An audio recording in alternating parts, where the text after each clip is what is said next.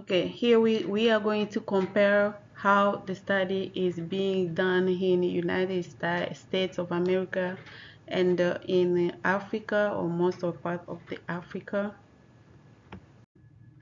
Here we have the kids in class. They're in a classroom. They're all comfortable and they are listening. Everybody is paying attention to the listening to this and listening to the study. We have the student in a large classroom with equipment, with everything that they need for class.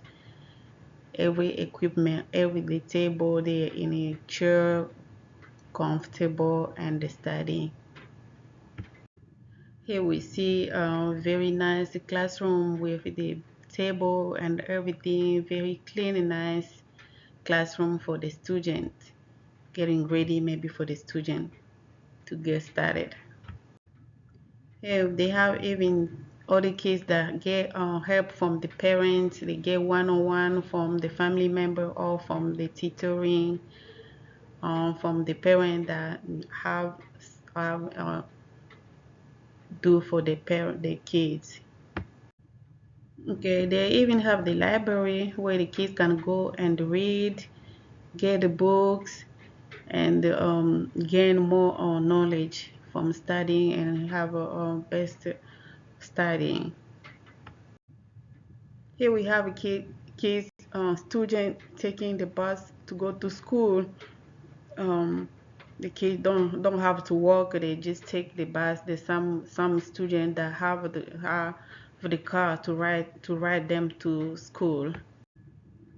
Here we have the locker. I think most of the school in the United States of America, they have the lockers where the student lock the items, the stuff, everything is locked inside, so you won't get lost.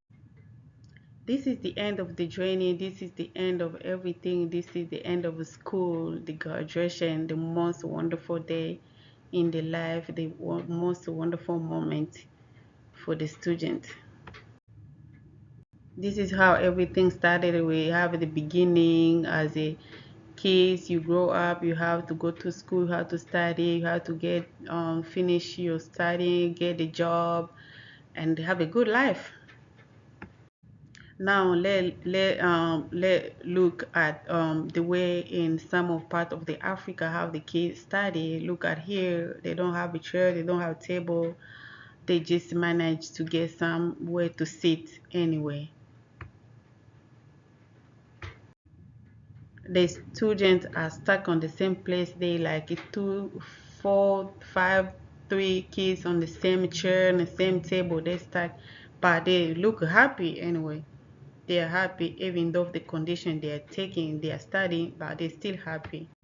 They are doing the best to study. Here they're still using the chalk. I don't know how they call it, but some of the school and classes here in America, they use the crayons, the marker. You know, it's just different with the condition they have, but they happy, they smile, they enjoy life, even though don't have enough to study, but they're always happy to go to school. No matter how life goes, they just smile. They don't refuse to go to school because I don't have a clothes, I don't have a nothing, but they always go, they're ready to go to school and make this life happen. Look at here. Look at here. They're even outside. They're sitting on the sand, like with nothing, no chair, nothing. The teacher is just struggling to make everything to teach at least something. But some of the family, some of the students, the kids, they have a good family. That the parents that have some money, they get to get them for to go in the good school where they pay more. Like here, they even have to use the computers, but this is mostly the kids where the family, the parents pay like private school for the kids to have a better studies. They even go to good and expensive classes. They do the research, like we see here. She's doing the research. She must have been from a good family, but she does her best anyway.